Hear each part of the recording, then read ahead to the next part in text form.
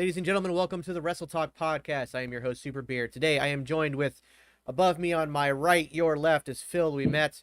On my left, your right, is Narcolepsy Boy Malik. Today, we're going to be talking about the road to WrestleMania, all the things going on in the wrestling world, the wrestling fandom, the IWC, if you will. And before we get started, please, if you're watching this on Twitch, hit that follow button. If you would do me ever so favor, hit the subscribe button. You can always use a Prime subscribe and make Jeff Bezos pay for it, so that's always appreciated. If you're on YouTube, hit that like, hit that subscribe, and let us know how we're doing. Please make sure you leave your comments in the chat on either one of those, because we will be reading those as we go along. Also, today's podcast is brought to you by Raise Energy. Greatest energy drink on the market today. It doesn't have that crazy panic feeling. It doesn't have a heavy crash. And instead of dehydrating you, it actually hydrates you because it's full of electrolytes and no sugar. So go to repsports.com. It's REPP sports.com. Use the code SuperBeard when you check out to get 15% off your order. So make sure you check that out. Nelson, what's up? Thanks for joining the podcast as well. So Phil, Malik, how you guys doing today? Doing good, man. How are you? We've Doing been having a great. It's been a WrestleMania season for sure. There's some ups and downs, and we got a lot to talk about when it comes to WrestleMania for sure. It's been a crazy week. Been a crazy week. Malik, I think you already did a TikTok on this. The first topic I definitely want to talk about is this supposed Cody Rhodes signing. I did a TikTok about it yesterday, yeah. Yeah. So supposedly, according to PW Insider and Sean Rossap of Fightful Select is trying to confirm it, but hasn't been able to just yet. Apparently, Cody Rhodes actually signed his WWE contract like 2 weeks ago and is already signed up and ready to go. So I don't think anybody's really going to know, though, until it happens. I think it's one of those things like you'll believe it when you see it type thing, because there's been rumors that he was coming, and I know there were rumors that he wasn't going to come, and then I heard rumors again he was going to come. So sometimes, honestly, I think that sometimes the inside sources for WWE, I think sometimes they do that purposely just to get the rumors kind of swerving nowadays, because you don't want to always spoil everything. You know what I mean? So yeah. I think they kind of, whoever the inside people they talk to, I think they kind of maybe get false information sometimes. Like, maybe we don't really know if he's coming now. He's kind of said this, and then next time you talk to him, like, hey, he seems like he's going to come now. So, I think they always kind of make it seem like a swerve. In my opinion, though, I think he's coming. I think it's going to happen. Whether it happen at WrestleMania or the night after WrestleMania, I don't know. One of the two for sure, I think will happen. If I had to guess, I would say the night of WrestleMania, because I don't really know who Seth Rollins would face if it's not going to be him. You know what I mean? So if it's not going to be Cody Rhodes, then I definitely don't have no idea who it would be. But I would probably say the night of WrestleMania, maybe Seth does like an open challenge type thing, and somebody comes out and it's going to be Cody. So I would probably say that would happen. So that would be my guess. I feel like it kind of reminds me of the CM Punk situation. I feel like the rumors are just too strong at this point. When there were a lot of rumors for years about CM Punk coming back to wrestling, but the last time before he actually came back, the rumors were just getting really strong. Like they were just so strong out there, and it seemed like it was really legit. This kind of seems like it's legit. Like the rumors are getting real heavy, and it just seems like like it's probably gonna happen more than likely. So he probably already is going to WWE. This is on the low right now. So, well, what night is the Kevin Owens Stone Cold thing happening? That's on Saturday night, right? It's night one. Apparently, right? it's night one. Yeah. Saturday, yeah. So I think that so the one rumored storyline I heard, and again, this is just a rumor, guys, and this is coming from somebody who literally said this is just they're not even saying like they got an inside source saying this is it.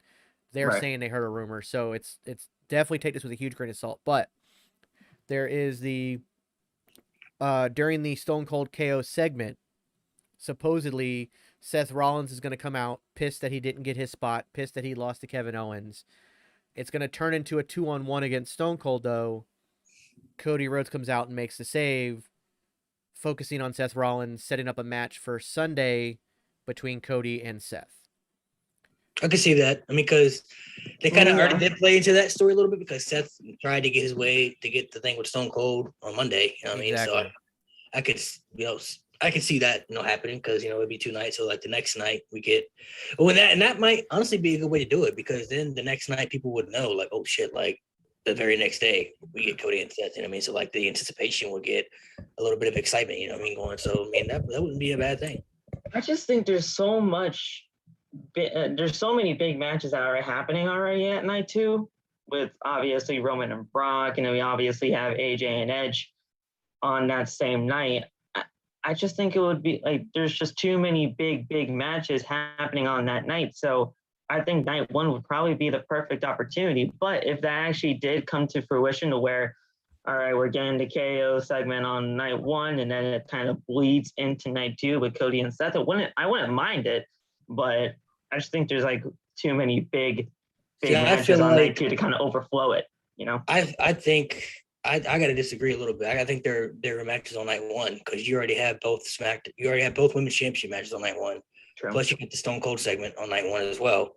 Night 2, the main focus is really Brock and Roman. I mean, they got AJ and Edge, but they're pretty much got their main focus. Isn't the Pat McAfee on night 1 as well? That's on night 2. Is that night 2? Okay. Yeah, but like we still have. I know. Like, and I think Knoxville and Sammy's on night 2 as well. I'm gonna see if I can find out. We actually talked about how they should make it like no holds barred. Yeah, and they sure did. Yeah, like that's like Johnny Johnny said exactly what I was just like, dude, you just brought yourself into my wheelhouse. Right. Had this stayed a traditional wrestling match, I had no chance, So I thought that was pretty cool. I'm gonna see if I don't want to say it's gonna be like a cakewalk as far as pain, because I mean this man got hit by a bull, so like the pain that he could take is like he could probably do pretty much anything you could ask him. I'm pretty sure he'll be open to doing like whatever anything. You could ask him to do a flaming table spot. I'm sure he'll do it. All right, so here's let's break down the cards. This is the current as of what we know. This is the night 1 and night 2. So night 1, it's the KO show with Stone Cold, Drew McIntyre, Happy Corbin, the Mysterios versus Logan Paul and The Miz, Usos versus Nakamura and Boogs, then both women's championship matches. Night 2, Edge, AJ, Pat McAfee, Austin Theory, Knoxville, Sami Zayn, the tag team 4-way championship for the women's, and then the Universal. So to me, it would make sense to put Seth Rollins. It looks like night 1's pretty stacked, and I don't see that tag team 4-way match getting a ton of time. Yeah, that's not going to last long at all. It would make sense to put Seth and Cody on night 2. I think if it bled from night 1 into night 2, that would make the most sense. Yeah. I like that. But again, that's obviously just a rumor. So we'll see what happens. And Malik, you also mentioned how like it seems like these rumors are so heavy that it feels like the CM Punk thing all over again. But on top of that, what did AEW do during those couple weeks building up to CM Punk? They kept dropping words that were specific to CM Punk. And then, little teasers. Yeah. We're doing that with Cody too. Exactly. We're doing that now with Cody. We got, dashing. I've never heard the word dashing used so much in such a short time. Seth Rollins talked about his dreams of WrestleMania getting turned to a nightmare. Right. And of course, like everybody, like Edge, Miz, Rollins, KO, so many people have dropped all these hints towards Cody Rhodes. It does feel like, I honestly think that that quote unquote turmoil we heard about there being problems with the signing recently before this new rumor came out was literally just like you said, producers trying to like, let's throw some nonsense out there and see if we can like stir the pot or just sow some doubt. Just dumb it down a bit. Yeah, exactly. Yeah. Exactly. Yeah, I agree. And plus a lot of people got to think too, I know a lot of people are like concerned or, worried about what could happen with Cody Rhodes, but Cody, since he left the company, has put himself in a position where he's become a pretty big star in wrestling. He's not going to go back there if he doesn't feel like they're going to do something valuable with him. You know what I mean? Like I already know that they said that he can keep his show, so he can still do his show that he does. The game he can go big show. Yeah, so he can still do that. Plus, Vince can be smart when he wants to be smart. Sometimes that we can agree and disagree, but him getting, I think we all kind of expected, at some point there will probably be some AEW superstars that would go to WWE, jump ship. But if you would have said the first person would be Cody Rhodes, nobody would ever thought it would be Cody Rhodes, the guy who helped build AEW. So Vince now has one of the Vince now has one of the founding fathers of AEW in the palm of his hands now. So he can pretty much do things with Cody Rhodes that maybe Cody wasn't doing in AEW. You know, one of the big things is that he didn't want to turn heel and become AEW World Champion, because if he was the World Champion, you know, he didn't want to do it because he felt like that was the easy thing for him to do because he had, you know, help creating the company. So people would just assume that, you know, he just put himself there because he has the power to do so. Well, in WWE, you don't have that power. Vince owns everything. So if he's going to become the champion, it's all because Vince wants him to be the champion. He's just doing whatever he's told at this point. So I'm sure. I'm gonna say with Cody, I'm sure that he's smart enough now and knows his worth enough that he probably has at least some creative control over what to do. Like he kind of like similar how Brock Lesnar can say yay or nay to a storyline, how Roman Reigns can say yay or nay to a storyline. So I'm sure Cody has some caveat. He obviously doesn't have nobody has full creative control in WWE. Right. Period. No. That's always Vince. But I'm sure he has some. In doing this deal, he's like, look at what I did. I built a whole company. And the thing is, let's not sugarcoat this. Cody didn't help build AEW. He built AEW. Without Cody, that company never happens. Because it was all Cody getting in the ear of Kenny and the Young Bucks and then getting with Tony Khan and being like, look, we can do this. We can make something that is... We can build something here. Yeah. And now Nelson mentioned in the comments, what I found kind of weird, and this is an obscure detail, was that it took AEW 3 weeks to take Cody off of their TV guide cover. Now, I don't find that very weird because WWE has an immense and massive team of people. Like, so they literally have a team. It's probably like 30 or 40 people that just do their marketing stuff. So the second somebody leaves, they're very quick to pull them out of like a TV intro or off of magazines or off their website. AEW doesn't have near that kind of team. They don't even have 1/10 the employees that WWE has as far as backstage people and that kind of stuff. So I don't consider that something that's weird. I just consider that something that it takes them time because they're still a building company. They're still growing. They're still figuring it out. I also think they're only 3 years old. Yeah. I also think too, though. I also think personally, I think there's some stuff about Cody leaving that we really don't know about that we may not find out. I think it's something between him and Tony Khan, that some type of disagreements or something they had. I don't know. I don't think it's like personal or anything where it's like, oh, you know, like it's like toxic, but there was something there that caused him to leave. I don't know. We don't know what it, I don't think we may not find out what it is, but I don't think he would just leave. Maybe not until Cody, like Cody does a memoir when he's, you know, much older, will we find out. But like, I can tell you this, that there is probably something to that, because I remember when I interviewed the AEW people at the NYCC 2019. So before the first All In and before AEW became a TV program, like Chris Jericho was like rather overly candid during the interview. And he talked about how AEW doesn't have bookers. It is kind of the Wild West. Everybody's just booking themselves. Everybody's taking care of themselves. And then within the first 6 months from that moment to about 6 months later, where they were about 3 months deep in TV, suddenly Tony Khan became the sole booker. Yeah. And that's also, you can see there's a direct correlation to Tony Khan becoming sole booker to Cody Rhodes losing that fight, never ever able to go for the championship. All the TNT title stuff, everything shifted from that moment to where, and Tony Khan is, for lack of a better term, the Vince McMahon of AEW. He has full final say over everything. He is the sole booker of the show. They don't have a team. So I believe there's definitely got to have some creative issues. I'm sure Tony Khan was pushing for, like, listen to the crowd, you should go heel. And Cody's like, no, I don't want to go heel. And I also don't think it's a good idea to go heel, even though I am getting heel heat. And I understand where Cody comes from there. Like it's kind of the John Cena kind of thing. John Cena was getting tons of heat as a face, but had they turned him heel, there's a good chance he doesn't have the longevity and the career he has. It's a big risk, man. It's a big risk. Yeah, it's a big risk. It's a big risk.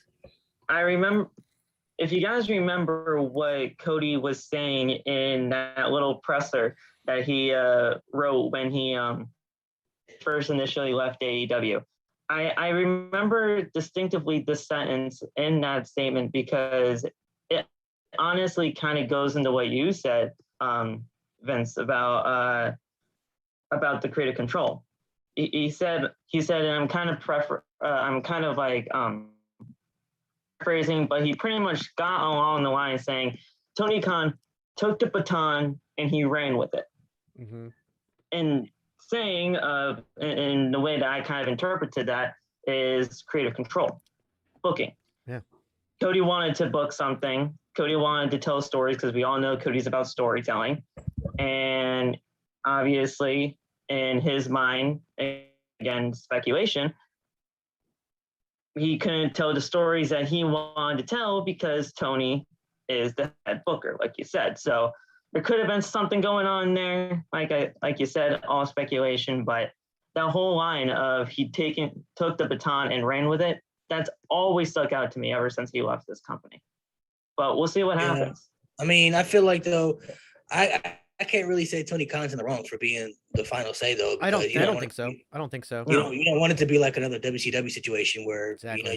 you got the superstars running the show. That's one of the reasons that WCW fell down. If there's one thing about Vince is that he ain't gonna let anybody control his company. He'll listen to other people. That's why he has a creative team. Okay, I'll take your ideas, but at the end of the day, I'm gonna do what I feel like it's best. Yeah. So it's my company.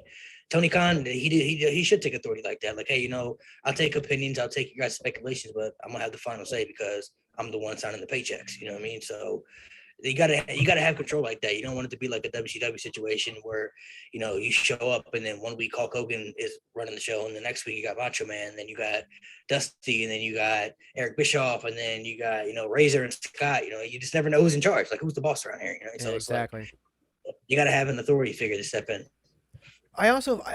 There's a part of me that feels like this was always Cody's plan in the long run, was to get back to WWE, was to get out, prove his worth, show that he is a main event player, show that he is not a B+ player like they tried to put Bryan Danielson, show that, like, look, I'm not Stardust, I'm not my brother, I'm not even my father, I am my own man, and I am capable of holding the company on my shoulders.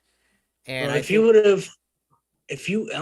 put them three together and you say all three are related, like you can't see it unless you really know. Yeah, there's no I can see when I found Dustin and Dusty, like, if you obviously without makeup, Dustin does look like his father, but he is taller. He is not built the same. But Cody, like, he just nothing about him. They're also different and unique too. Like, Dusty was bigger, heavier plumber. You know what I'm saying? Father of a plumber. Goldust had the androgynous character. With the flamboyant stuff. And then Cody just looks like a stud. You know what I mean? Like, Cody just has good looks. Different parents though. I think they may have different parents. That's why they may have different moms, but they have the same dad though. You know what I mean? So the dad. They have. Dusty's obviously both their father, but I kind of just had. They may have different moms. I'm not 100% on that. I'm not 100% on that, but I remember, like, when I first found out, because my uncle told me that, like, when I first found out, because I remember watching Cody growing up, he was in the tag team with Hardcore Holly and everything, but I really started liking him when he got put in Legacy with Ted DiBiase Jr. and Randy Orton. And I remember my uncle telling me, he's like, oh, that's Goldust's brother. I said, what? Hey, that's Goldust's brother. Like, that's what I like. Like, what? Like, it's so weird. And he was like, yeah, it's Dusty Rhodes' son. And I was like, obviously I knew that Dusty Rhodes' son, but, like, I didn't know Goldust was related to him. So yeah, exactly. I think what's great is that Cody has done his very best to honor his legacy, honor the legacy of his family, but still strive out to be his own man. But you got to think too, though. It's hard to fill shoes like that when you got, like, a Hall of Fame dad like Dusty Rhodes, man. Yeah. Like, it's hard to fill shoes like that. I think I know Dustin has spoken about that too, but there's a lot of pressure when he got to the business. He wanted to. That's why he took the Goldust character, because he wanted to separate himself from Dusty. He didn't want to be anything like Dusty. He didn't want to be, pictured as Dusty. You know what I mean? He wanted to kind of have his own identity, and he created his own identity with Goldust and everything. Cody, I feel like he's trying to do the same. He can always find ways to do it too, but I think that's, when you have the father of, like, a Hall of Fame dad or a mom or somebody in the business who's legendary, it's hard to fill those shoes up. You know what I mean? There's a lot of pressure when it comes to people like that. There are very few, I think, that you look in the business that have surpassed their family's legacy or become bigger. Randy Orton did it. He surpassed his father's legacy and become better. The Rock, obviously. Yeah. You can even say Roman and the Usos. They're doing great things right now. But then you have somebody like Charlotte, like her dad's Ric Flair, bro. Yeah. Like that's hard. That's hard. And that's the key. That's exactly the key difference. Whereas, like, so in Randy Orton's case, Cowboy Bob Orton, obviously a legend, but never really a main event player. Never really somebody that like people know of him, but don't really know him. Say like Rocky Johnson, a key historical figure in wrestling, but still not up there with guys like, but then you've got people like you said, Charlotte Flair, who has her father, Ric Flair, arguably the greatest wrestler of all time. You've got Dusty Rhodes, who could also be in that conversation. And that's part of why Dustin was all about definitely doing his own path. And even though he hated the Gold Dust character when pitched, he saw it as an opportunity to to distance himself from his father's name. And so those guys, so it's one thing to be a second or third generation superstar. It's a whole other thing when that first generation, that you're coming from is part of most people's Mount Rushmore.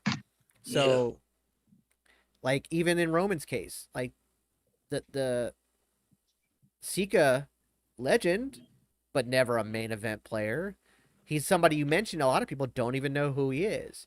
So while that family has strong ties to the wrestling business forever, it was, Roman wasn't ever, this is like even the Usos, their father's Rikishi, and that's not even like a huge shadow to get out of. Like, yeah, it gets mentioned and whatnot, but it wasn't like a ton of a shadow. Like, I mean, granted, Rikishi's a big dude. It's a big shadow. But, I mean, like, as far as legacy goes, Rikishi was a mid-carder.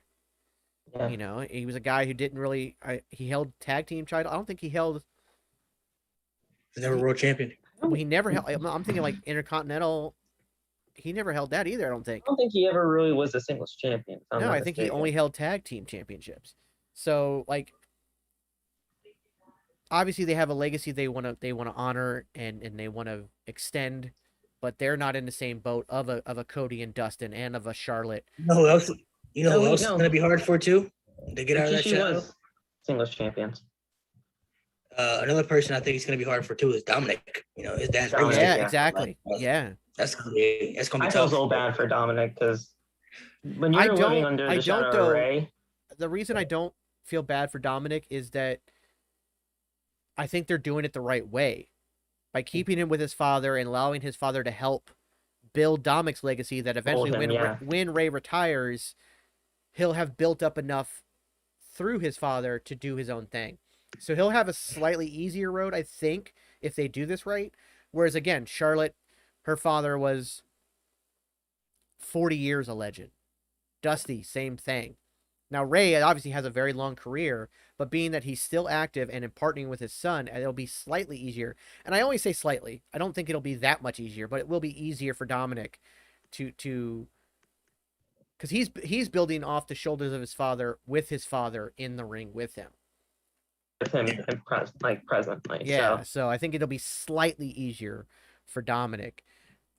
See, I feel like though personally, I feel like he should have started off in NXT. Like the 2.0 era would have been great for like Dominic to start off with. You know what I mean? The revamp to go down there. I think I've always NXT, had that sentiment. Yeah, I feel like they caught him up a little bit too early. I get why they did it. Because even Ray was like, we weren't expecting it to be that soon. I mean, but like the whole 2.0 revamp would have been perfect for somebody like Dominic. They got like the Usos brother down there right now. He's doing his thing. So like it could have been great for him to go down there and create his own identity and to see what he can do, because right now there's still things that he's missing, like promos. Like I think he needs to improve a lot on promos, which he always can. And Ray was never like the best at promos, but he always made up for that in the ring. You know what I mean? Like in the ring, you knew that he was gonna do some cool stuff. You know what I mean? And plus, what always made up for his promos too is I think what part of it is the mask. The colorful mask that he used to come out with, the entrance and everything. Like Rey Mysterio had a great character look. You know what I mean? So it's like, it's got cool. You know what I mean? Like Rey Mysterio, one of the coolest guys. So Dominic, I think he needs to find kind of his own little identity and itch. I know that Ray said whenever he wants to retire, he wants to take off the mask and have Dominic use the mask, which could be good. That could be like a good heel thing for him if they want to do something like that. Mm-hmm. But I think NXT would have been now. They actually went down there last week, so I know Ray said that they're going to stay down there for a little bit and do some stuff. I think with probably Santos Escobar and everything. So that could be a good chance for Dominic to go down there and showcase what he can do down there in NXT. So No, I agree. I agree that I would like to see him there. Nelson mentioned Sim Snuka never made it out of his dad's shadow. Same with Rosie and Jamal, Curtis Axel, just to name a few. Curtis Axel had potential. To be fair, though, he had potential. This is how he was booked. Yeah, Axel exactly. had potential. But even look at like us. Let's think of some other ones that Bray Sure, Wyatt. what are we talking about now? You know, I can tell you right now, somebody I think is going to surpass their father. That's Braun Breaker. I'll tell you that right now. I think I think so. I think Braun Breaker will for sure. Mainly because of like he's being that he is already a solo act. And he can get out of his shadow though, because his dad was mainly a tag team wrestler. He's not Scott Snyder's son. He's Rick Snyder's son. He's Rick Snyder. That's what I mean. So Rick was never really that great on the solo scene. But another one, you think about like Bray Wyatt. Yep. Bray Wyatt, you know, that's IRS. You know, Mike Rotunda. So like he was already better than his dad. He immediately got out of his dad's shadow because people didn't even know for a long time that he was the son of IRS. But even like I'll be the first one to tell you that I didn't know. But even Bo Dallas, Bo Dallas, you know, for what he did in it. They're another pair that's so different. Like if you say they're brothers, it's like wow, like they're not even like similar. Now I will say if you like, there's pictures of the two of them back when he was when Bray Wyatt came in with NXT as whatever McGillicuddy, whatever that stupid name was. Yeah, that was he was Husky Harris. Husky Harris, that's what it was. Michael McGillicuddy was Curtis Axel. Yeah. When he was shaved, didn't have the beard, you could absolutely see that Bo Dallas and him were brothers. You could see it. Oh yeah, like comparing them and even their sister, who's still doing very well in the independent scene, you don't see their dad in them at all until you put them next to their dad. You know, the second they're next to their dad, you're like, oh yeah, you're all definitely related. You are absolutely related. But see, one of the reasons that Bray Wyatt stood out to those because not only did Bray Wyatt come up, he had a different character, but he could talk. Mm-hmm. You know, see, I'm big into character work. You have people can do character work, and then you have in-ring abilities. You know, the high flyers and in-ring work. I like character work. That's what gravitates towards me. Most of my favorite wrestlers of all time had great characters that I gravitated towards too. You know, so one of the main reasons that stuck out was that character. When he came out with the Wyatt family, he was cutting those promos, and like it was like, whoa, like. I don't understand what he's saying, but I'm intrigued though. Like, you know, he got me intrigued. You know, that whole buildup he had with Cena going to WrestleMania 30 was like, oh my gosh, bro, like the movement that was insane, and I loved it. But then he even came back. You know, Firefly I love the Eater of Worlds. Yeah, I love the Eater of Worlds Bray Wyatt. But then he came up with a different character that to me was better than that character with the Fiend. It's like, oh, bro, like this had so much potential to be like legendary. You know what I mean? Like so much money right there they could have had from that. Could have been like another See No Evil movie they could have made, like The Fiend or something. There's so much things they could have done with that character they didn't do. Yeah, there's a lot that could have happened with that. That unfortunately just didn't happen. But like, so going back to like promos and stuff, I think Cody, his father was unfortunately for him one of the greatest talkers of all time. Yeah. Dusty Rhodes could cut a promo like no other, and so. By him venturing out on his own, getting away from this Stardust character, and doing his own thing in New Japan, and then on the Indies, and then in AEW, he has been able to hone his promos and hone his character development into something that is actually worth something that should have happened in WWE, but for some reason Vince didn't see the potential that was there. Didn't see him beyond a mid-card player, but now that he's proven it, he is a main event guy. There's a lot of hope for him going into, and apparently, so that rumor about him signing is that he will also have a big part on Raw. So here's my question. With the title unification going on, and I think we've all pretty much considered that Roman's probably going to win that because it kind of doesn't make sense for Brock to win it. Right. Are we going to see Roman on both shows now? Is Roman going to start because honestly, I'm looking at it from a health perspective. Is this something that can he do all this travel? Can he do all of this extra work? I don't think he can, but I think he's going to, I don't think he's going to have to do anything. Roman can obviously talk however he wants, but a lot of people feel like, I think he will show up though. I think a lot of people feel like he's gonna be taking some break and be going to Hollywood. I think Roman about to even go harder. I think I think so. I think he's about to even push harder, to cement his legacy even further. You know what I mean? I don't think he's gonna be taking any type of break. I think eventually he'll probably maybe venture off to Hollywood here and there, but as of right now, WWE gonna try to keep him for as long as they can because they need him. So I think, assuming he does beat Brock at WrestleMania, I think his people tired of the push he got right now. I think the push about to even be crazier at the WrestleMania. So I look at it like Roman. Here's what's really the thing here, though. Like, Roman doesn't really need WWE at this point right now because he's obviously just so big and everything right now. Obviously, Hollywood, that can happen at the time. Like you said, Malik, WWE needs Roman Reigns. So they're going to try to keep him for as long as they can. Well, here's the thing about the Hollywood thing. Roman, his promos have improved 1,000-fold with the new character, right? Yes. And he has gotten better. But I still don't see Roman as a Hollywood guy. Like, it just doesn't seem like... I don't either. He still feels like he's going to fall into a niche of henchmen or bad guy. Like, it's not... I don't see him getting, like... Especially not like the way The Rock has done, but like not even like what John Cena or Batista has done. I just don't see it.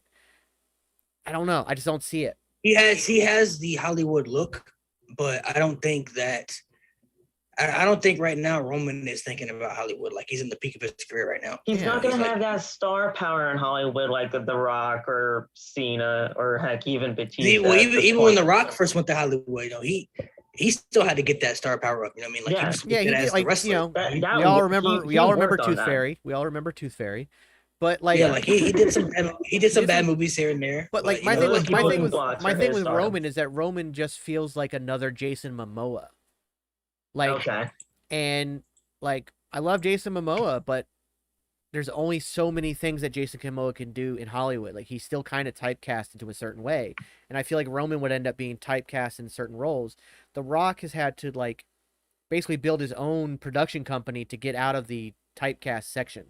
John Cena, I think, is still kind of typecast. It's the funny, muscle-bound dude. Like, he's, like, think of every role he's done. Like, well, I think the first couple of years he was doing stuff like that. I think the first villain he played was kind of Dom Toretto's brother in that Fast movie. But I think even like Peacemaker, that's kind of like a funny, big, tough guy. But I think Peacemaker has now expanded him to. Yeah, I think the Peacemaker is what's gonna catapult him to other roles. But like Batista, like, for him to come out and say he doesn't want to be like The Rock or John Cena, he wants like fulfilling roles, I think was a nice little jab at everybody. But I understand what he means by that, though. I get it, but I also think that, it was a little jab. Yeah. But I get what he's saying, though. I mean, it makes a lot of sense. He looks at, Cena and The Rock kind of do the same role in different movies. The Rock does a lot of the similar movies when it comes to action and stuff. Cena is kind of the same thing when it comes to comedy and stuff like that. But Batista is trying to venture out and do other things. He wants to do acting. He wants to be able to do drama. He wants to be able to do different things. You want to be, I think if you look at some of the best actors, they're able to do everything. They can do a little bit of everything. Those make the best actors. They can have serious movies. They can have funny movies. They can have all types of movies, Expanding the horizons. My favorite actor in Hollywood is Will Smith. And if you ask me, there ain't nothing Will Smith can't do in a movie. You could ask him to do anything, and he can play anything pretty well. So even when he had to play the genie in Aladdin, there was a lot of shoes to fill by that with Robin Williams being the genie and everything. But that would be, honestly, I wouldn't have taken that role. But he did tremendous. He did tremendous. I haven't watched it. I can't bring myself to watch it, not because of Will Smith, but because of what Robin Williams means to me personally. Like, I still get teared up thinking about him being gone. So, but he's another person that was a very good actor. Like, Robin Williams could do a lot of things in movies. He can do a lot of. He can do a lot. I always tell people to watch the movie The Fisher King when it comes to Robin Williams, where he was the homeless guy who thought he was, that's huge. So Nelson brought up a good point in chat. I think that if they need Roman on both shows, they could supplement some of his appearances with pre-recorded promos or Heyman appearances, kind of like we did with Brock. It's not ideal, but it is a way to help Roman out with the schedule. And yeah, if they're going to keep Roman and Heyman together, there are certain ways that you can do that, where kind of like what happened last week on SmackDown, where Roman wasn't there and Heyman came out and said, hey, he's not here, but da-da-da-da. You can do that kind of stuff on Raw. You'll need to like mix it up a little bit though, because you'll need him to like maybe sometimes not appear on SmackDown, but appear on Raw. If you're going to do it that way, if you're going to mix up the appearances, make sure it's not always Raw he doesn't show up to, because then you're if you do that, you relegate Raw to a B show and not an important show. And that's kind of what happened. Remember when Brock was heel Brock and with the championship, but only showed up like once a month. Like Raw Intercontinental Championship was like the title like on that Raw, brand at the time. Raw felt empty. Yeah. And like right now, Raw kind of feels a little empty because Brock's not showing up with the WWE Championship. Right. Because he's so focused on Roman Reigns. Now, storyline wise, it makes sense. Because why would he show up on Raw when Roman's not there? Especially after the Madison Square Garden event. So it makes sense for the story, but it does make Raw feel kind of like meh. You know, it does like, it's like, okay. Yeah.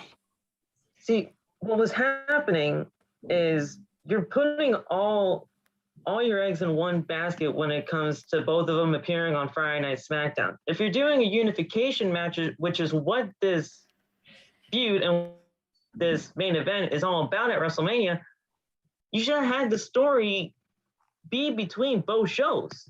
I agree. I know Roman can't keep flopping back and forth between both networks and both brands, because obviously Fox and USA Network, they have their own superstars and they want their superstar on their show. But if you were going to do a unification match, don't put all your eggs in one basket when it comes to SmackDown. You have to spread it out. Well, I also think as far as the whole like superstars and their channels aspect, I think that's been part of the reason that this unification is happening is because like USA is pissed that certain stars are only on SmackDown, and Fox is pissed that only certain superstars are only on USA on Raw.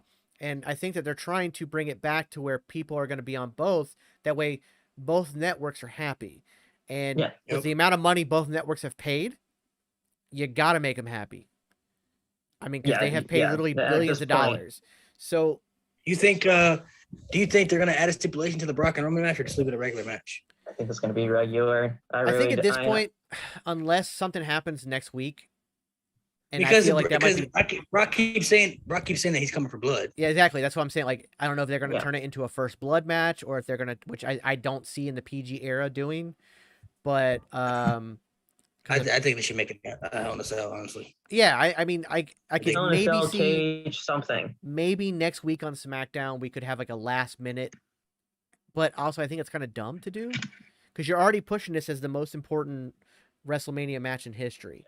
Which, by the way, match of all time. I know a lot of that is hyperbole because if you watch the Vince McMahon interview on the Pat McAfee show, he loves hyperbole, he loves marketing, he loves words used to market. However, he knows this ain't the biggest match wrestling. Well, I mean, there is. He knows it's not. Well, now playing devil's advocate here, there is some merit to it. If you're going to change the entire landscape of your company by going back down to one title with your two biggest names right now in the company in this massive main event to end this WrestleMania, which is already a super stacked card for 2 days. It may not be the best match in the world, which is where they screwed up with that Randy Orton Edge match. The best wrestling match of all time. Greatest wrestling match. The greatest wrestling match of all time. But it could very well end up being one of, if not the most important matches to date in WWE, because it could change the landscape of the entire company forever. You think about WrestleMania 3, where Andre slams the Giant. That's a historical moment, but it's not that important to the grand scheme of things. It was important to Hulkamania, but it's not important. That was important to WWE though at that time. That was the biggest match in wrestling at that time frame. That was the biggest thing ever. But I still say that WrestleMania 1 as a whole outshadows that one match as far as importance. WrestleMania 1 was important because if that had failed, WWE probably wouldn't have succeeded with it. But WrestleMania 3, Andre and Hogan, that match was larger than life. I mean, they had 90,000 people sold out in one building for that show. And this was before WWE was even big globally wise. They solely sold at that pay-per-view because of that match.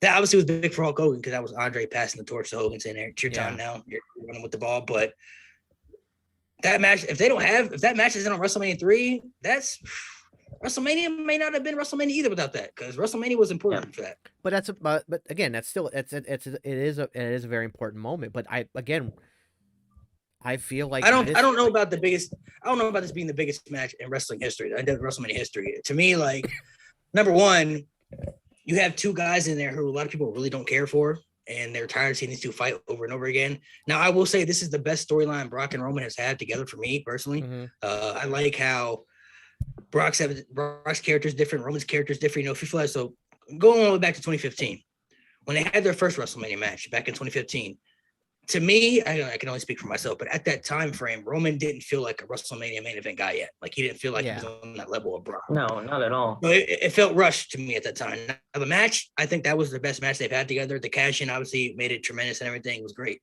But at that time frame, Roman just didn't feel like he was on that superstar level yet. Fast forward to 2018, you saw how that went. Nobody cared about that match. The crowd reacted to it poorly because they didn't care about that match. Because Brock had been a champion part-time, barely defending it, so people didn't care about Brock being the champion. They wanted Brock to lose the title, but they didn't want Roman to be the champion either, because Roman was being forcefully shoved as a babyface down the throats. They were tired of Roman too, so nobody gave a shit about that match. This one, a little bit different. You know, people obviously you either like Roman Reigns or you don't now at this point. You like Tribal Chief or you don't like the Tribal Chief. Brock's a little bit different, you know, now because he has a different character, so people are more into his character, but he's still kind of a part-timer. You know what I mean? Like, he's probably not going to be around after WrestleMania much. So a lot of people are tired of this match happening. That's why I think if you put a stipulation onto it, it may be more intriguing. The title unification thing is cool, and it adds more prestige to it, because I do think making the title unification match, it makes it a little bit unpredictable for me personally, because I can really see both guys winning. Yeah. But as far as the biggest WrestleMania match ever, I don't think this is going to be bigger than Cena and Rock. It's not going to be bigger than Rock and Hogan. It's not going to be bigger than Hogan and Warrior. Like, those matches were far more superior to me. Well, see, those were big for different reasons. And the reason I think about this being the biggest one is because it's going to, again, change the landscape for the foreseeable future. The reason I think that I'm not worried about this, within the last 10 years. That's as far as I'll go. But, like, I look at, like, in the last 10 years, though, it's still not bigger than Rock and Cena, though. And and next year, what did they do? Okay. And next year, though, say next year, what did they do? The Rock and Roman? Then that's the biggest. But here's the thing: is, like, I think that the Rock Cena was big, but not as far as importance. It was just a dream match kind of situation. Yeah. Whereas this actually has importance to the future of the company. That match had no importance to the future of the company. Let's be real. It was a big dream match. It was just a match. That's all. And when we talk about people not caring about Brock and Roman Reigns is currently the number one selling wrestler in all of WWE. Yep. Brock Lesnar's third. If you listen to that crowd last night, or like when I was at the Royal Rumble, that crowd was insane for Roman. More so, like, they popped even harder for the Shield come out when Seth Rollins came out with the Shield logo or Shield theme and all that. But they still popped for Roman. They popped for Lesnar. They were mad that he lost to Bobby Lashley, even though it was a weird kind of like boo, yay, because they were happy that Lashley won it again. But then, like, when Brock came out at the Royal Rumble, that place went absolutely nuts. Yeah. And then, like I said, if you listen to last night, the Roman chants when he came out, but then as he talked, it was "We want Brock, we want Brock." Like, the crowds are super hot for this, and I think that the reason I say that this could fall under one of the most important matches in WrestleMania history, it's not a dream match by any stretch. It's a match we've seen, but the characters that they've built are much better than ever, and the consequences of this matches has major implications towards the entire future of the company, and that's what I mean by it. Yes, there's a lot of hyperbole. Who's the alpha male? Who's the alpha? Yeah, there's a lot of hyperbole with what is said about it being the greatest WrestleMania match of all time. I get that. But the importance of what it does for the future of the company. You are doing one champion again. Yeah, like going back down to one champion. We haven't done. When did the Universal title premiere? Because that's the last time we had 2016. One. Yeah, 16. So that was so it's been 8 years. Couple years. It's been 8 years or 6 years. 6 years. 6 years, yeah. It's been For a 6 couple years. I Yeah. mean, plus, like I said, this is the best storyline Brock and Roman have had together because Roman Reigns not really. Honestly, going to this match, Roman Reigns isn't the underdog. The first two matches he was the underdog. Yeah. Brock's kind of the underdog now, and now Paul Heyman's not with Brock Lesnar anymore. He's with Roman. So we also got to remember the role reversal change here. Yeah. Roman's really the heel in all of this, and Brock's the babyface. And those other matches that we've had, it's been a complete flip flop where Roman was the babyface. And this match is bigger too because Roman Reigns, like I said, is at a different level now. He's the tribal chief. He hasn't been beaten yet since he's been the tribal chief. Yeah. And Brock Lesnar, he's still fucking Brock Lesnar. You know what I mean? So like, how many matches did Brock Lesnar really lose? Yeah, Roman's never been pinned or submitted. He has lost because he lost. Not the tribal chief though. He hasn't been pinned or submitted tribal chief. Yeah, so that's what I'm saying. He hasn't been pinned or submitted, but he did lose his tribal chief because he lost to Seth Rollins because he was disqualified. Right. But that's the other thing too is that we're seeing like this dominant quote unquote God mode, which I'm gonna get that shirt that came out that he came out that to shirt on was SmackDown. Awesome. I'm getting that shirt was phenomenal. Greatness on a different level. I'm getting that shirt. But we're seeing cracks in Roman's armor. The build to this fall. One, you have the longest reigning Universal Champion of all time. And I think partly that was done as a stab at CM Punk because CM Punk had the longest championship run of all time. Like he had that last run of like whatever was like. He made the needle mover shirt because of the CM Punk interview. Yeah, exactly. Like there's so many things that so I feel like WWE's like, okay, that's where they're taking their stab. But you've got this character who was infallible, who was unbeatable, even though there was always, usually interference. But most times he would come in and wreck things. Then you saw the cracks in the armor with the Seth Rollins match. Now you're seeing him like run away from Roman Reigns last night. You're seeing these cracks in the armor. You're seeing these, and you're going to see like. Showing that he's vulnerable. Yeah, it's more character development though. Because it's also like, instead of him just being this unbeatable beast, there's a human side here. There is some cracks in the armor. So the character has got so much further to go. And I think that it's been brilliant. The buildup for Roman has been brilliant since he came back. Yeah. And on the other side of that is you have Brock Lesnar just going out there and having fun. And you just have Brock Lesnar going out there and just being himself and just being, like, I'm not 100% sure that door was supposed to come off the hinges on that truck. I'm not 100%. Maybe it wasn't. Because maybe it wasn't. I mean, I'm 5'8", 195 pounds. If you're pulling away and I grab on a door, I could probably rip it off too.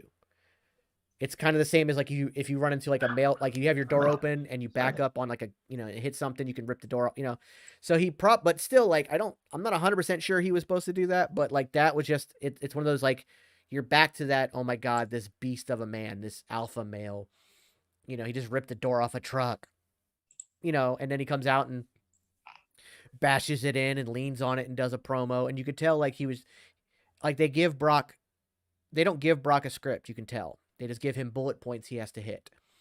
And he comes out and just says what he wants. And he gets over like that. And people aren't even like, unlike when he was a heel, nobody's bitching about him being a part-timer right now. Nobody. I have not heard a single person bitch about him being a part-timer. Unless you've already hated Brock Lesnar. Like you just have to really don't like Brock Lesnar. But Brock Lesnar's at a stage where honestly, he can go out there and probably mess a promo up and people probably won't care. Did. He messed up that promo last night. You saw him like he said, I'm out. He's like, I'm out for blood. And you see him pause and you can see that he was thinking. And then he said, I'm out for blood. Like there was a 5-6 second pause.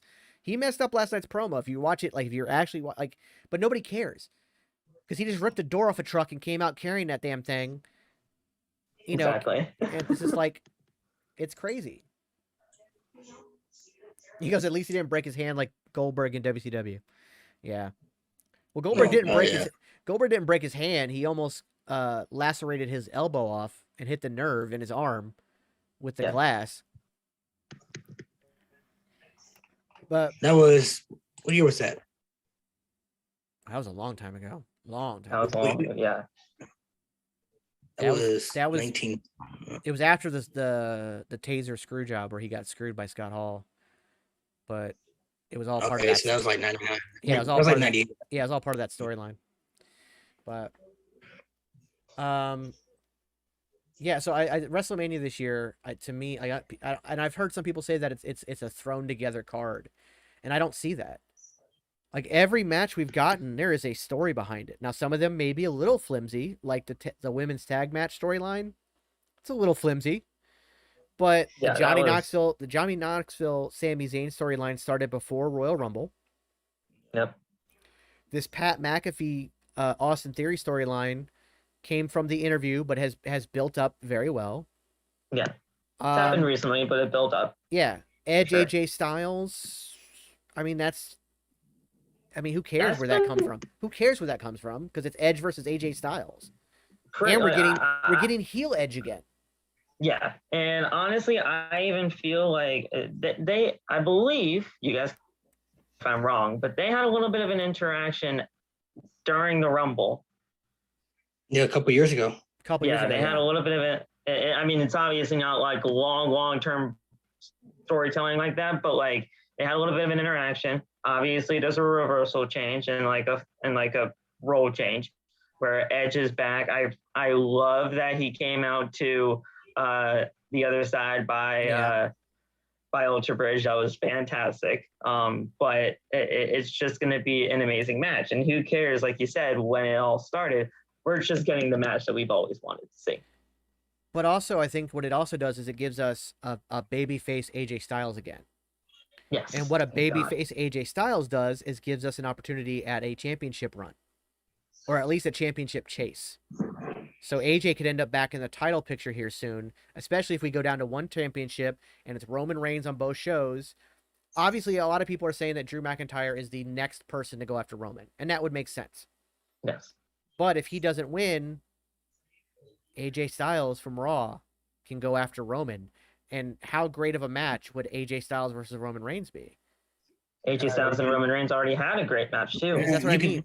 There's so many scenarios, man. But like there's that, there's so many things that can happen there. People say that there's not that many other people left for Roman, but we just named two great opponents right there in Drew McIntyre and AJ Styles. And yeah, sure, there's obviously a little bit more to that, but I would love to see if Roman does continue to win. I'd love to see Roman Reigns versus Randy Orton too. Yeah. Like there's Randy Orton. There's a little bit more people left here. That wasn't listed on that card, but we have another tag team match. We have Randy Orton versus the Street Profits. RK Bro versus the Street Profits. But I believe that it'll become a triple threat because I believe that Alpha Academy will get thrown into that as well. Yes. Yeah. And this RKO, and there's another great story. But here's another great storyline, because that storyline can further the RK Bro storyline, where eventually one of them will turn on the other. And I'm kind of thinking that it's going to be Riddle who is the one who turns, and not Randy Orton, because if Randy Orton has taken so long to come to finally be fully invested in RK Bro. Now he's fully invested. Now he's throwing parties for Riddle and whatnot. I think that we have you in that case. You don't have the obvious Randy turn, because don't trust Randy. He's going to turn on you. You have Riddle turn. And the thing is, because we're doing this long form storytelling with RK Bro, you can do that. And then you have Randy as a face. That program ends with him and Riddle after they split. They fight a couple times. Then you have Randy for a main event picture to go get that record, that record tying championship. You have see, the big question for me though is can Riddle pull off a heel though? I think so. His character is very much, goofy and like a character that's very much babyfacious. Now he can bring out the vicious side of him, like when he really goes in the ring, he can bring out a very intense side. But that's the big question I think a lot of fans have, is that can he really pull off being a really good heel? Because we know Randy can. That's obvious. Yeah. But and I think I do believe Riddle can. I do believe that Riddle can come out and flip the switch. He's done it in a couple matches. I think that he can do it. I think there was a time in Evolve that he was a heel. So I think he can do it, and I think with the right people, and also working with Randy Orton all this time, you're learning from one of the best heels in the business. So he's learning from the right people. Here's a question in chat. Do you think they hot shot Cody into the title picture? I'm actually be afraid of that since he was such a big part of AEW, and Vince likes to have his guys go over big names from other companies, with the only exceptions being Flair and Styles. Yeah. A lot of people are afraid of that. But Cody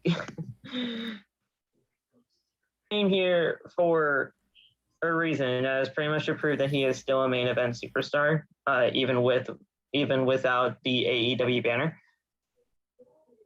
Would it surprise me that he'd go after a world championship? No, it wouldn't surprise me at all. Would it surprise me though if he beat Roman? A little bit, yeah, because it would be so soon. But I don't know. I think he will definitely be in a world championship picture at some point for sure. I would say when it comes to Cody, I know the initial thought is to use him like they used Sting at WrestleMania against Triple H. Here's the last WCW guy. We're gonna beat him so that we've proven we've beaten WCW. But in this case, Cody was never world champion in AEW for storytelling reasons, right? Yes.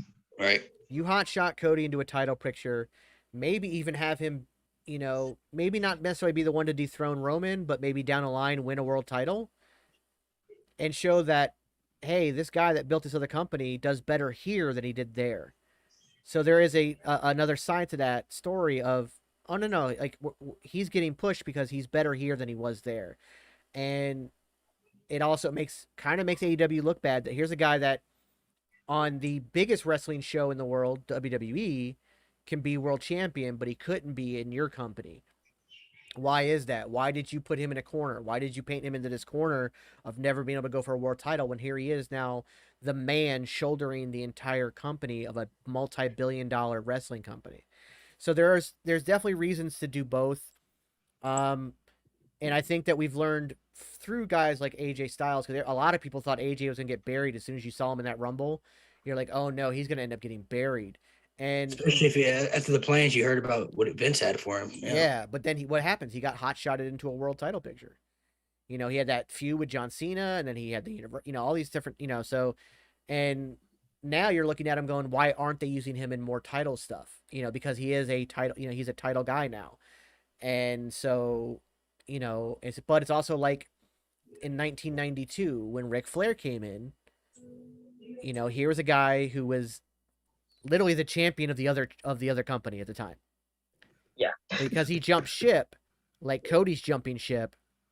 They hot-shotted him to winning that Royal Rumble and winning the championship and in a big push of going from number 3 to winning the 3. thing. Yeah. Number 3. Yeah, 3. Yeah, so he went from number 3 to winning the whole thing. And that was done because he was a pillar of that company versus just a guy from that company. Now, Sting was a pillar of WCW, but when it comes to Sting, he sat out for so long, went to TNA. He was that last nail in the coffin for Vince crushing WCW. But Vince, when Flair came over, Vince wasn't crushing WCW. He was just showing he was better. And now he's not crushing AEW. He's just showing he's better. So we could see a good push out of Cody. I would imagine that you're going to see a championship run fairly soon for Cody Rhodes. At least a championship storyline. Maybe let's not necessarily win it, but he won't be squashed either. No, yeah, no. It's a very interesting situation when it comes to Cody Rhodes in a championship situation. But it's not going to shock me at all if he even gets even considered for a championship run or for a championship type feud. It's not going to shock me a single bit, considering how this all came about. Well, just imagine that him and Seth Rollins put on a 5-star match at WrestleMania, which is very possible because Cody is improved and Seth is fantastic in the ring. Yes. So imagine they go out there and put on a classic, and Cody wins clean. You can end that feud right there or stretch it out a little bit longer. But then Cody can just easily look, I made my mark when I stepped in at WrestleMania. Now I want the title. And he could, no offense to Drew McIntyre, but he could just hotshot himself in front of him. He could leapfrog Drew because Drew is still dealing with this whole Happy Corbin situation. Right. He could leapfrog Drew and be the next person to go after Roman. And we could see Roman and Cody at, say, SummerSlam. Or even before Cody and that. Roman at SummerSlam. I mean, to be completely honest, and I've always said this, I've always said that Roman Reigns losing the championship at SummerSlam 2022 would be the perfect destination. Now, did I say an opponent for him? No, because I mean, obviously I didn't see this coming with Cody Rhodes coming on in, but I didn't say an opponent because a lot could have happened from all the way back then to when I first said it to SummerSlam 2022. Could it be Cody? It could be, but it just remains to be seen. But SummerSlam 2022 for me would be the perfect destination. Well, I'm hoping we get something really cool at SummerSlam because that's my birthday weekend and the show's in Nashville, so I'm going to try and go.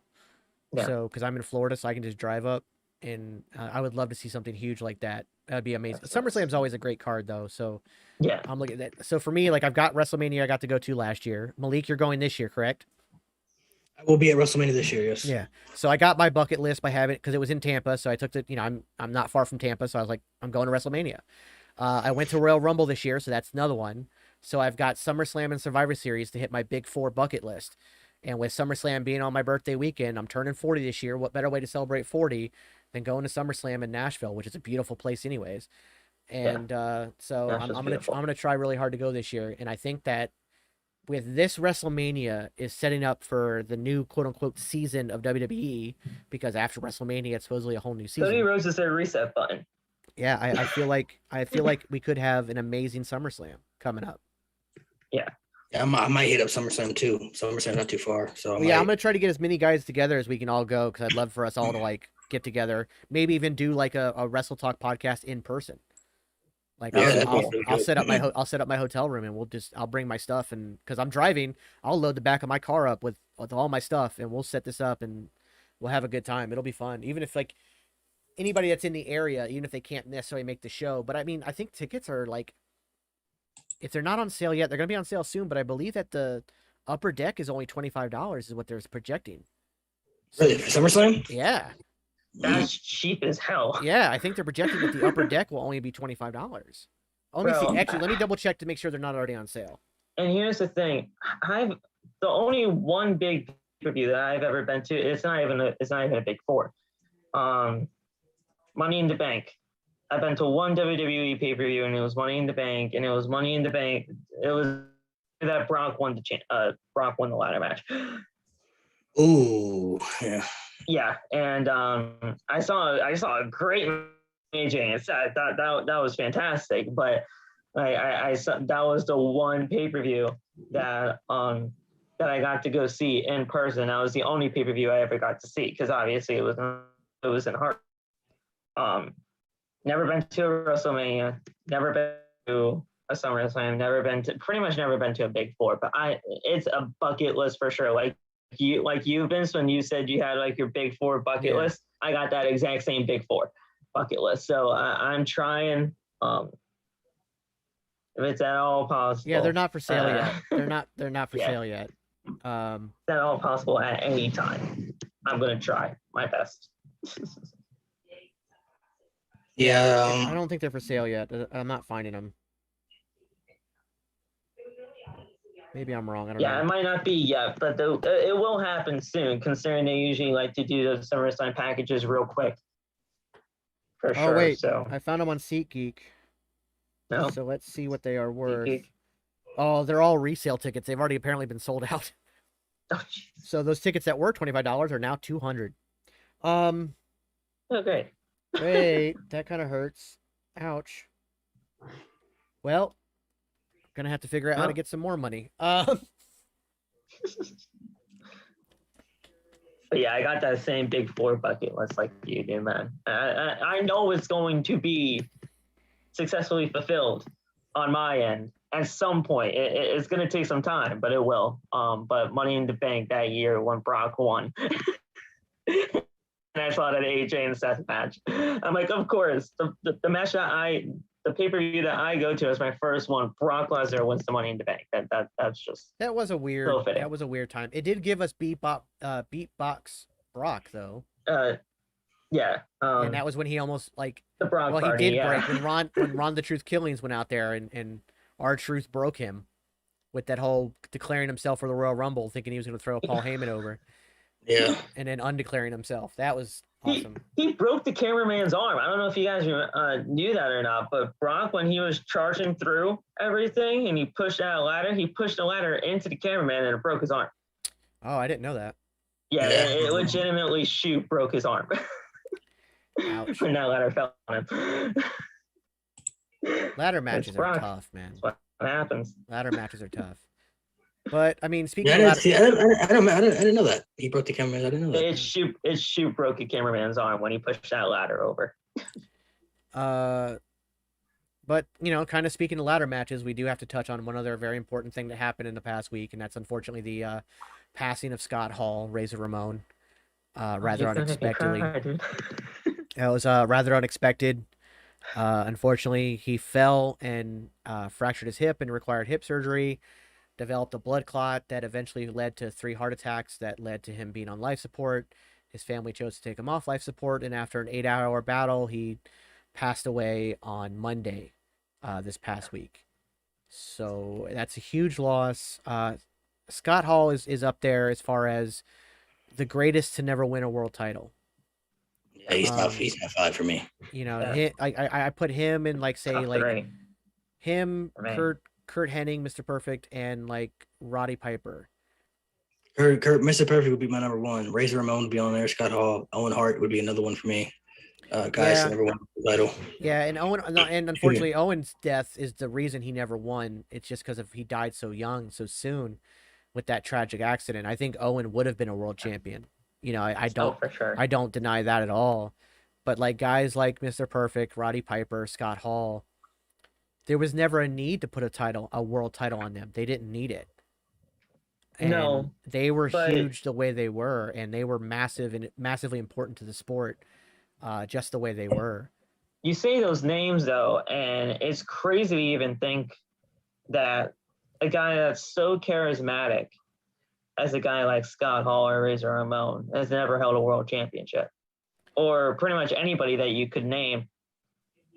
Those names that you mentioned, it shocked the hell out of me that none of them really held a world championship before. And I mean, obviously I wasn't around that time, but you think of those names, you would have thought a world champion for sure. Well, but again, different times. In Scott Hall's case, I think a lot of it had to do with the fact that he was so gracious about putting others over. Yeah. Yeah. He was always the guy willing to put other people over. And I think that he never looked at he never felt like it was important for him to be world champion. He never politicked for that. He had a few title feuds in WCW, but it was never really something that he ever like, yeah, I want to be champion. I need to go over. He was always about putting the other guy over. I mean, X-Pac, 6-pack, 1, 2, 3 Kid, there's no career for him if it isn't for that Raw match where Scott Hall puts him over. Scott Hall, even when he had enhancement talent, like during his very early Razor Ramon days, he squashed some guys, like straight up squashed some dudes. But there was a lot of times at house shows, especially, where he let those guys get in a lot of offense, let them highlight themselves in the moment. Like, this is their opportunity. This is a chance for them. He was one of Jeff Hardy's biggest proponents. Biggest support, yeah. He is one of the biggest supporters of Jeff Hardy back when he started. And that just shows the kind of guy, and a lot of people want to talk about the jump over to WCW and the creative control and the big money contract and blah, blah, blah. But if you really knew about Scott Hall's legacy, his legacy is the fact that he was all about the business and all about making sure people got over and trusting other people, not just himself. Yeah. He was never into that politicking. He was never into that just in it for yourself mentality. Like you said, Vince, he was always about others. He was putting others over.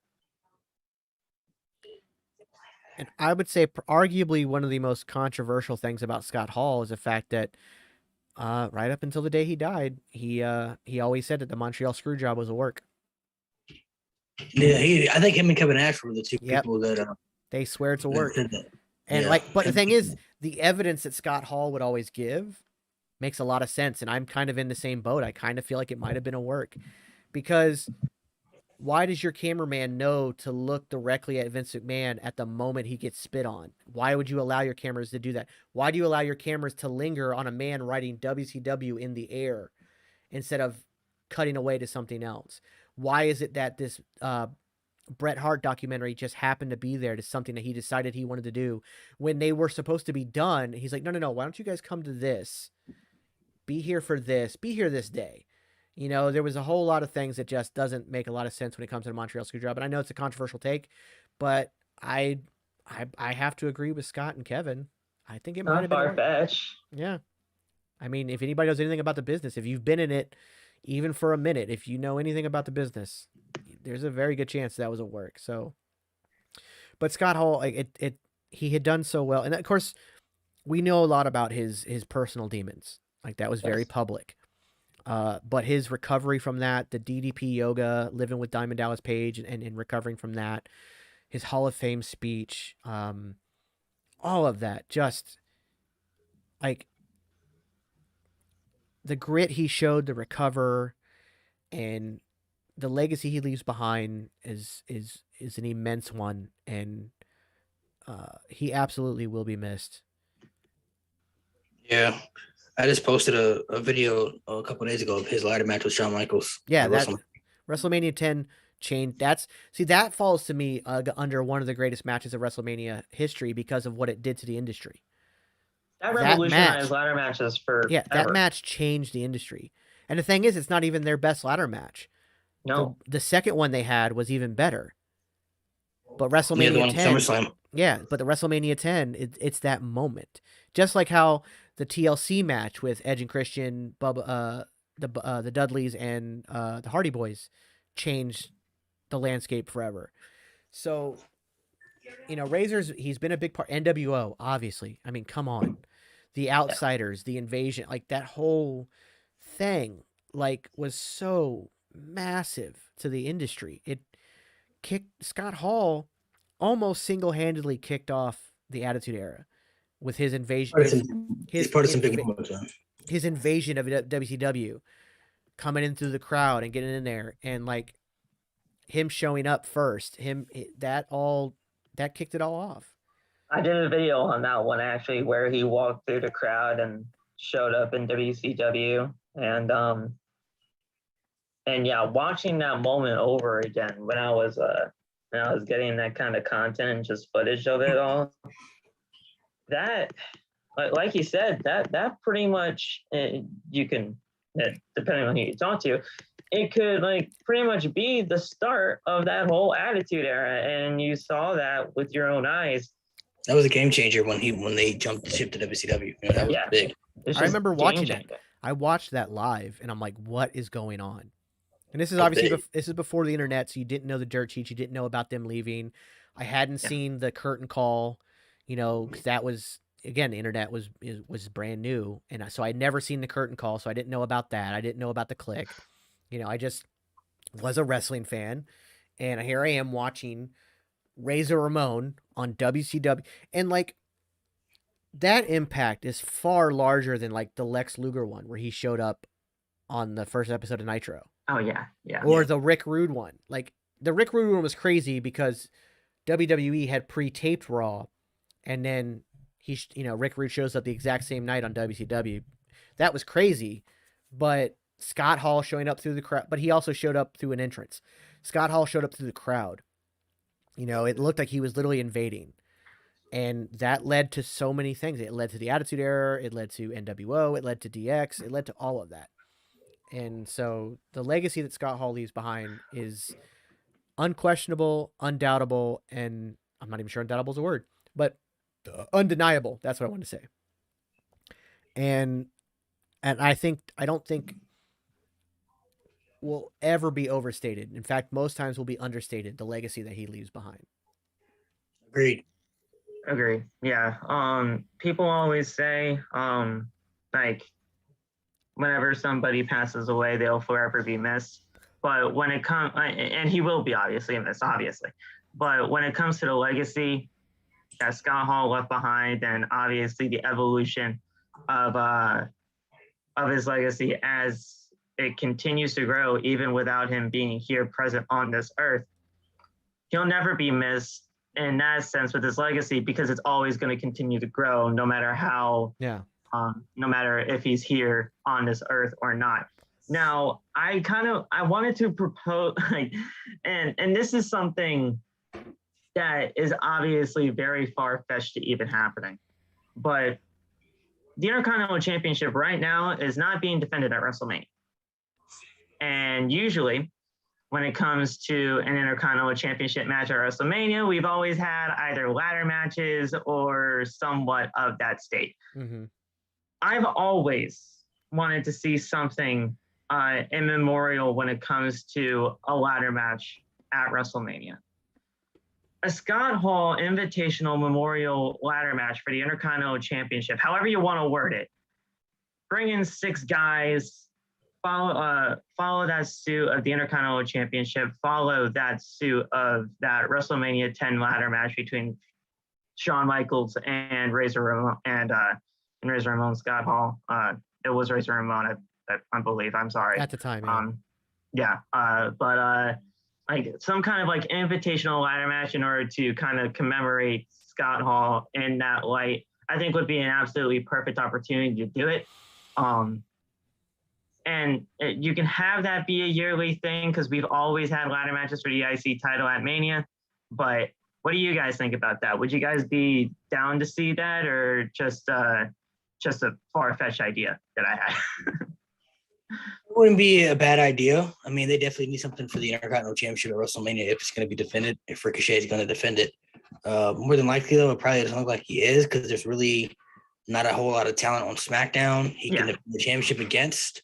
So I don't really know who could even defend the title against, honestly. Yeah, because Sammy's already in another match, and Shinsuke's in the tag match, and there's not a lot of people there that could do it. But I would like to see it. But at the same time, honestly, and if you did it, I think that at least for WrestleMania night, you bring back the old IC title, like the old championship. You bring back the one that he had, and just for that night at least.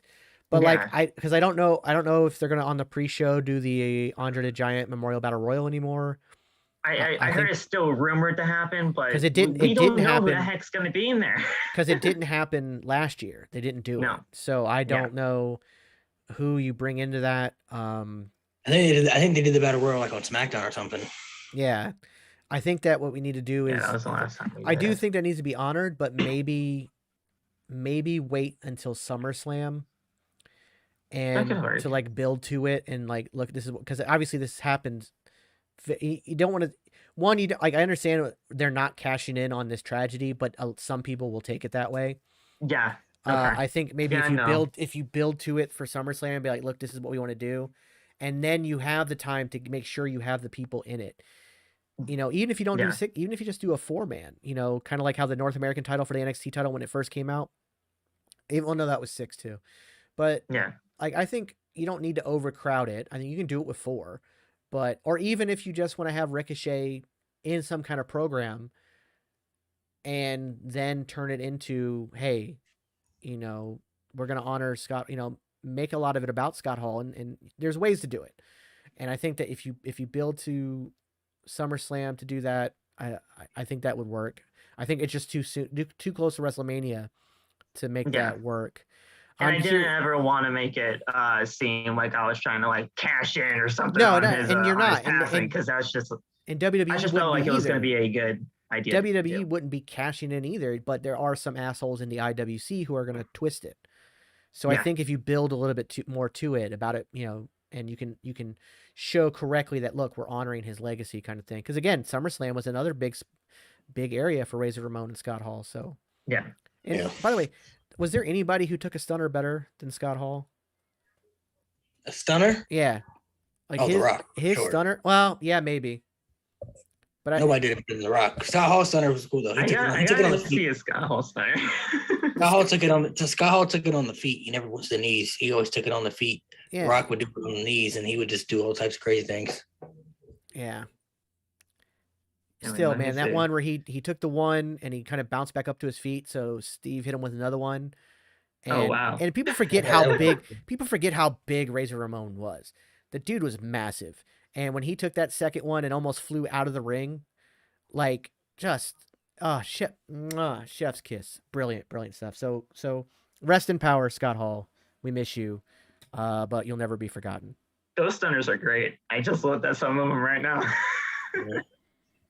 They're the best. So I know we talked about the road to WrestleMania, but I do want to talk AEW a little bit and just get kind of people's like feelings on what's going on. There seems to be like Thunder Rosa won the world title from Britt Baker this past Wednesday, which should have happened at the Revolution pay-per-view, but I digress. But there's like, you got Chris Jericho is now a sports entertainer, and they're really leaning on that.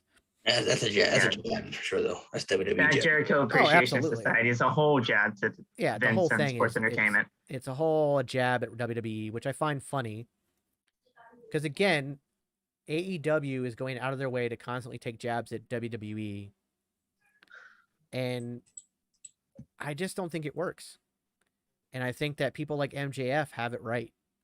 Stay in your own lane, please. I think MJF has it right. Like, he's just like, hey, I'm not going to bash WWE even in the slightest, because my contract's up in 2024, and maybe they want me to come over there and show them what it means to be a great wrestler. I'll do like little subtleties, and I'll do this whole bidding war of 2024, but I'm never going to mention them outright. Yeah, he just Like this whole JAS is doing. So I mean, they're obviously not saying WWE, but I mean, it's pretty much out there, outright. Going back to what we talked about with Cody. Cody was one of the ones that made some of the biggest jabs towards WWE. It was the first jab when he destroyed the throne with the sledgehammer. Yeah. The golden shovel. A lot of the things he said in his promos, like he took a lot of stabs at WWE. He did Gunnar McGill, buddy. Yeah. I mean, that was a different scenario, obviously, with Walter's name change, but still, you called them out on that. But do you guys think that AEW, jabs aside, do you think that what they're building is something that can last the long run? Is it something like where TNA is going to sound hot and new and fresh, but then fail?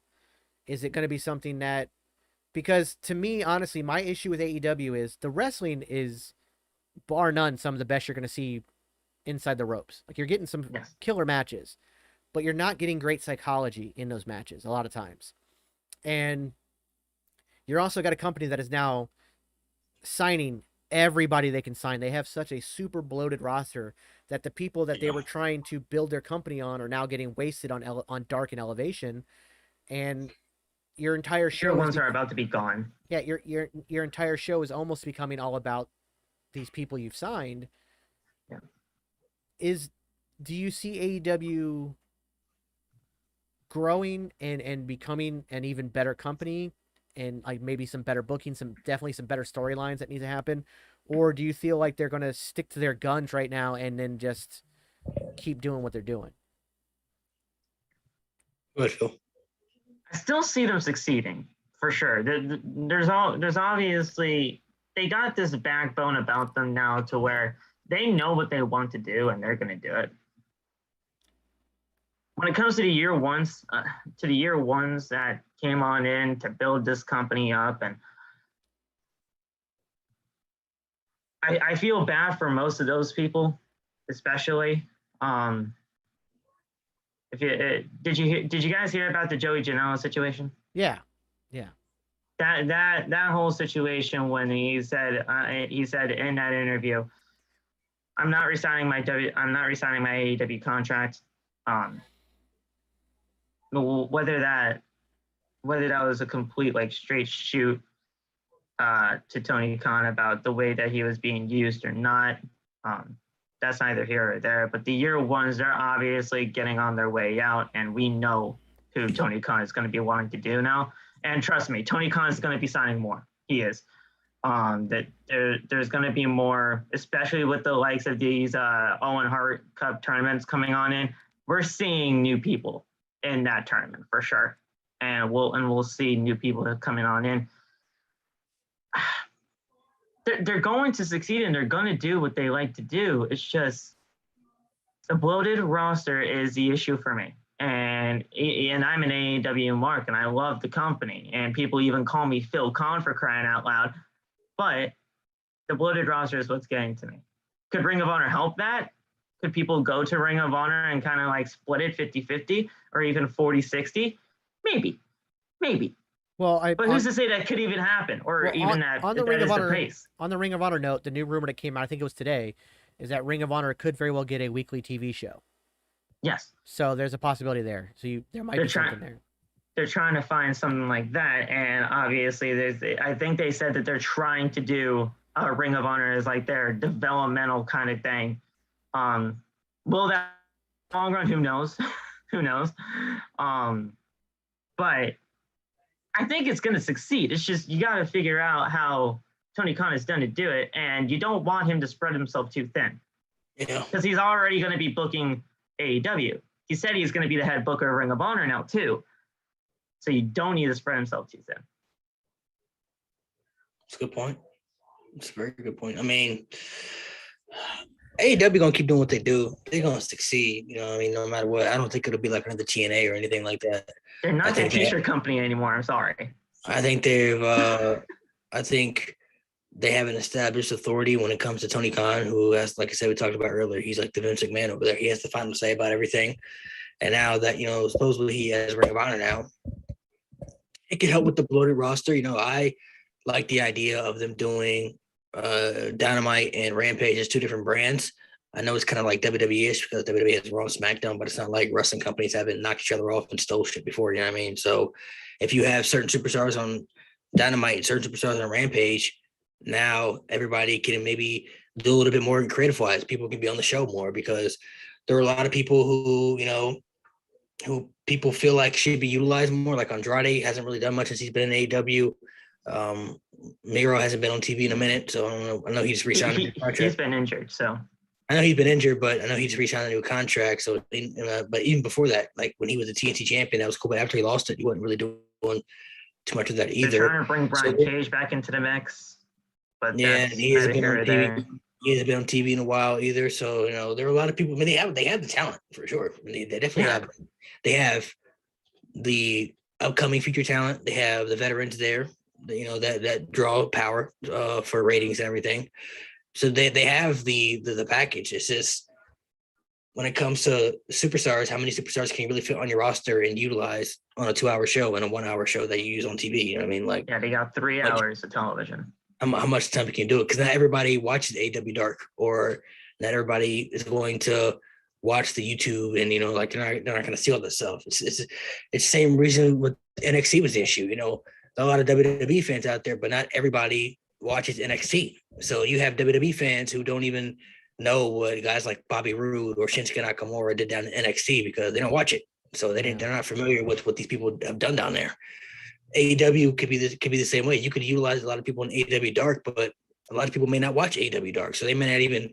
They could come up to the main roster on AEW and start being utilized, and people could think, these are fresh new talent that hasn't even been utilized yet, but knowing they've been on AEW Dark for months, you know what I mean? So I think they definitely have to be limited with they have to watch the talent, though, I would say. I'm not going to say that, it's going to hurt them to any means because they're still doing good right now, but it's like, how many people can you really fit on that roster? I think that one of the main reasons that, WWE did the brand split back in 2016, the main reason that the fans wanted to see it was because the roster was so stacked with superstars that they weren't using a lot of superstars we wanted to see used on TV. So we felt if they did the brand split, then we could see certain superstars be utilized on Raw or SmackDown, and that could open up more of the creative. More opportunities. And the last 2 years, they've released so many people, the roster is now very limited. So now people were like, maybe they should end the brand split because there's really they don't have a lot of superstars anymore. They got rid of a lot of people. Now AEW is now in that boat now. They've signed a lot of superstars. They have a lot of good talent, but how much talent can you really use on your show when you're going to focus on certain people? Because you already know certain people are going to be on the show. You know, CM Punk will be doing something. Moxley, Bryan, MJF, Hangman, he's the champion right now. The Hardys, those guys are going to be on TV doing something. You know what I mean? But like, what about somebody like Keith Lee? Like, is Keith Lee going to be doing something, or is he going to just be back there chilling for a little bit? Somebody Keith Lee was just on Rampage. Well, here's my thing about that is that I think that where they had an opportunity when it came to Rampage to use it as a secondary show to highlight other guys. Instead, they're almost just repeating or continuing stuff from Dynamite. They've always said it's an extension of Dynamite, but it should have never been that way. No, it should be an extension of the product and not an extension of Dynamite. So you put your guys out there that you want to push. Use Rampage as kind of a pushing ground. It's only an hour-long show. Use it to highlight new talents, and use it to bring your guys from Elevation and Dark up to TV to where people can see them and be like, well, maybe I want to see him in a feud with this person or something like that. Instead, it's just like, hey, remember that match we had on Wednesday? Here's the follow-up match on Friday, which the people in the crowd are seeing the same night because they usually record Rampage after recording Dynamite. You see 4 hours of television when you buy an AEW ticket. Yeah, so it's like it's that's why sometimes Rampage can kind of come off as like the crowd's dead. It's just because they're tired. No, 5. Yeah, it's tiring. So because when I went to Grand Slam, I did go to Grand Slam, and I was very happy that I did. But I saw an AEW Dark Elevation taping. I saw an AEW Dark taping. That's 2 hours right there. Then I saw obviously Dynamite, which is obviously 2 hours. And then when that Rampage was a 2-hour Rampage because it was Rampage Grand Slam. So I actually saw 6 hours of television in that one night. And then when we went to Bridgeport, I saw 5. It's tiring. It's tiring. And you get to see a lot of talent for sure. But when most of it's on Dark and you see these great guys on Dark, I feel bad for this talent because you want to see these guys. You want to see these guys and you want to see these guys succeed.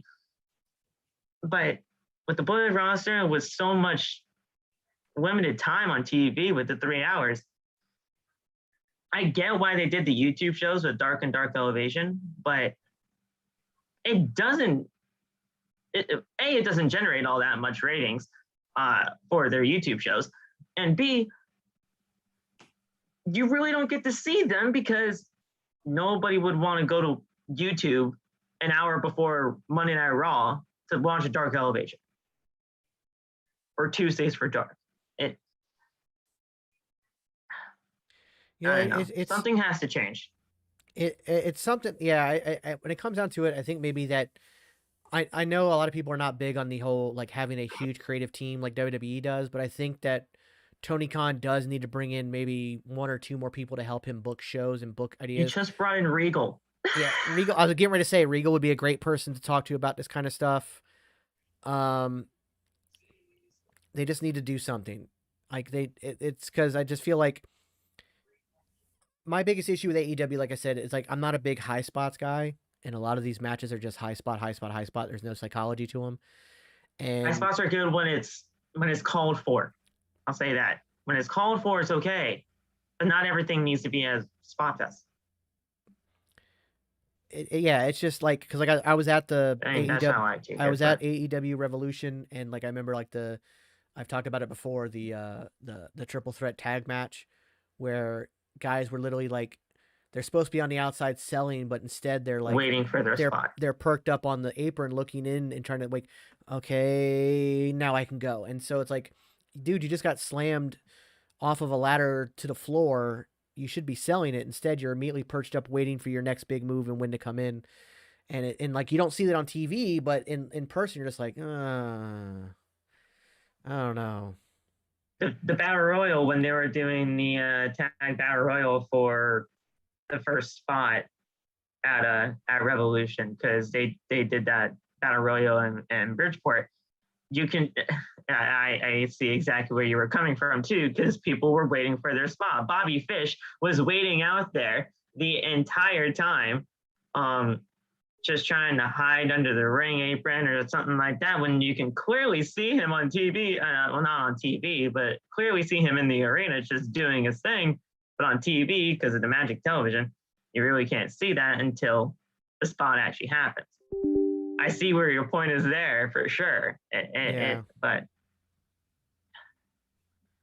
something's got to change for sure. And we'll see what happens. But that does not change the fact that I still like this company. I still feel like this company is going to succeed. They just have to change some of their either priorities or their outlook on things. I agree. I can see that. On that note, guys, let's go ahead and wrap this up. This was a great podcast. Thank you guys for coming and hanging out with me this Saturday. WrestleTok, you can follow everybody's username on TikTok is right there underneath their picture.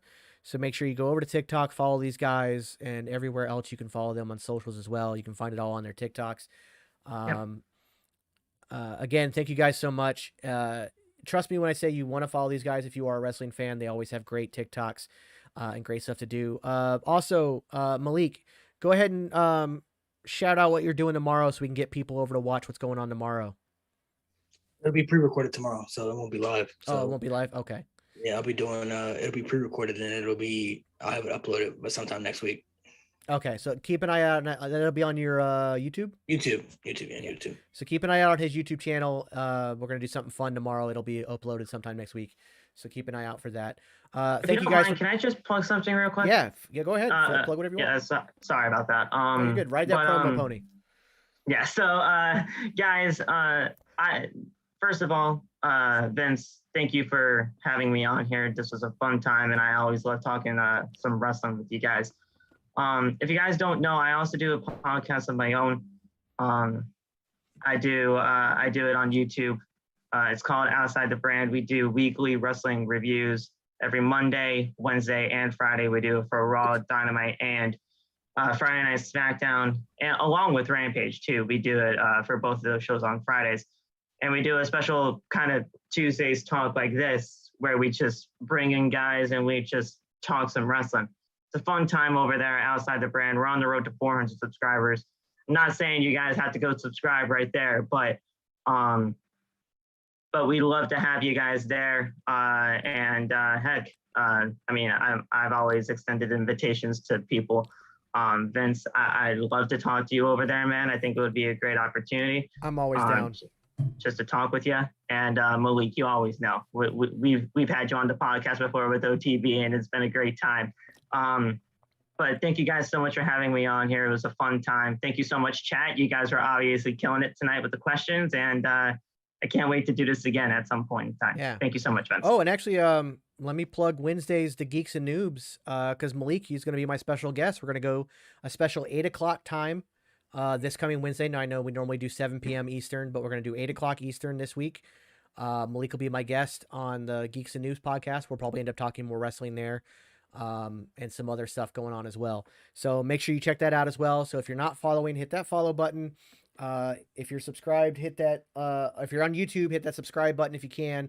Hit that thumbs up button and the notification bell and all that good stuff. And we will see you guys next time. Take care, guys.